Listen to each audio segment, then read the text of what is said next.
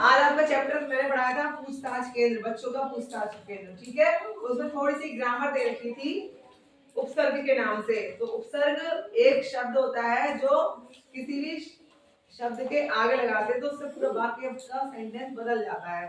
जैसे कि मैं लगा दूं उपसर्ग, बहुत सारे होते हैं उपसर्ग, तो बहुत सारे होते हैं, लेकिन आपके पाठ में बा और बे का दे रखा था। किसका दे रखा था? बा और बे। कभी भी उपसर्ग के लिए आए तो वो जो आपको शब्द ये दे रखे हैं इनके आगे जोड़ना होता है। उपसर्ग कहाँ जोड़ते हैं? कहाँ जोड़ते हैं? आगे। ठीक है, इतनी बात क्लियर हो गई? Yes madam. ऐसे ये बे दे रखा है, बे, बा और बे। बा जो होते हैं एक उर्दू का शब्द से लिया गया है, बा और बे, जिनके आगे लगा देंगे तो वो शब्द उर्दू वाला बन जाएगा। बा मतलब होता है जैसे बा इज्जत, तो इस बा का अर्थ है सहित, उसके सहित करना। और इसका मतलब होता है बे रहित, मतलब जैसे अगर हम कहें बा इज्जत, तो हम बा इज्जत के संग उसे बुला लाओ, कहते हैं बा इज्जत, यानी कि इज्जत के साथ है।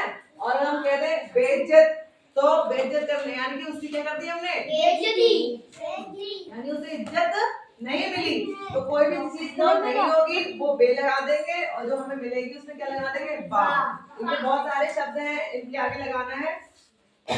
मैं बोल रही हूँ, आपको करना है, ठीक है।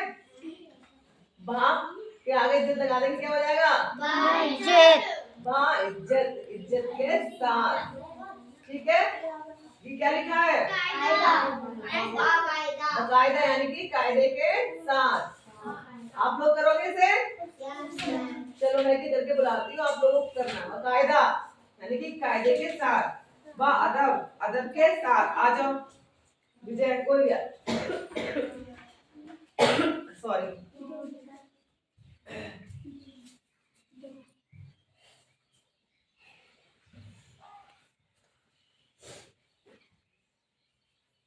बा अदब, ठीक है। अगला सब कर दो, पूरे सारे कर दो। मौका, ब मौका, मौके के साथ, ठीक है।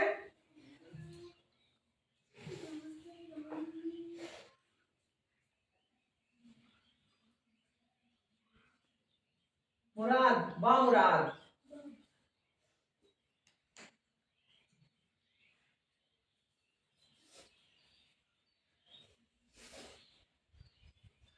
खुशी, खुशी के आगे लगा दो बा, बा खुशी, खुशी के साथ, मतलब खुशी के सहित करना है, खुशी के साथ, ठीक है। इधर वाले कौन करेगा? कोई लड़की आओ के, अंजलि आओ, या फिंगर दो इसके लिए, विजय के लिए। तो उत्तर का मतलब समझ में आ गया। उत्तर का अगर पेपर में आए तो इसे कहाँ जोड़ना होता है? आगे, शब्द के आगे, ठीक है। ये क्या लिखा है? बेइज्जत, ओ बेइज्जत, हमने उसे बेइज्जत कर दिया, बेइज्जत। देखो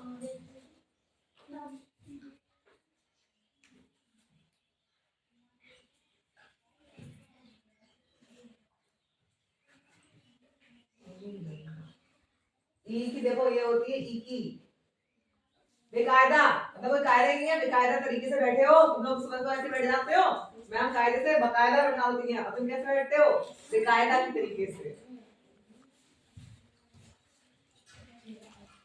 बेअदब, अदब के साथ या बिना अदब के। अच्छा, इसका मतलब बाअदब था तो अदब के संग किसी को बुलाना, बेअदब उसको बेअदब कर देना, बिल्कुल बिना अदब के। बेघर, बेघर क्या होता है?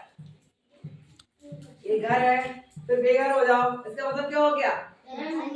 घर से निकलना, घर से निकाल देना, बेघर कर दिया उसे, बेघर हो गया, हमारा तो घर ही नहीं है, बेघर, हम बेघर है, होता है, सुना है। ऐसे ही रहम, रहम के आगे हमने बे लगा दिया, बेरहम हो गया। बेरहम का क्या मतलब हुआ? इससे दर्द नहीं होता, बेरहम। रहम मतलब किसी को दर्द दिखाना, और बे कर देंगे और बेरहम, वो बेरहम है, उसके अंदर रहम नहीं है। बेशरम, बेशरम बेशरम अलग चीज है, ठीक है।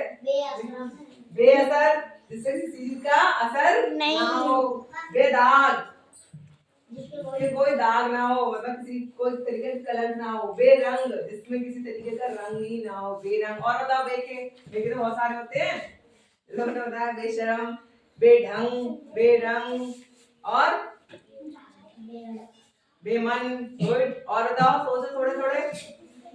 बे से साधना, बे बेटा, बेवड़ा, घोर नहीं आएगा, बड़ा के आगे लगाओ तो बेवड़ा, वो चीज अलग है, ये चीज अलग है। और सुनाओ, बे से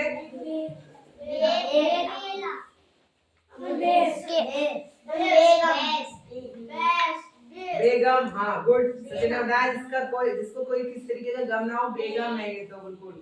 एक बेगम होती है सुल्तान की बेगम, है ना, वो बेगम अलग है, लेकिन जिसे किसी चीज का गम ना हो उसे बेगम बोलते हैं। और सोचो एक दो शब्द और।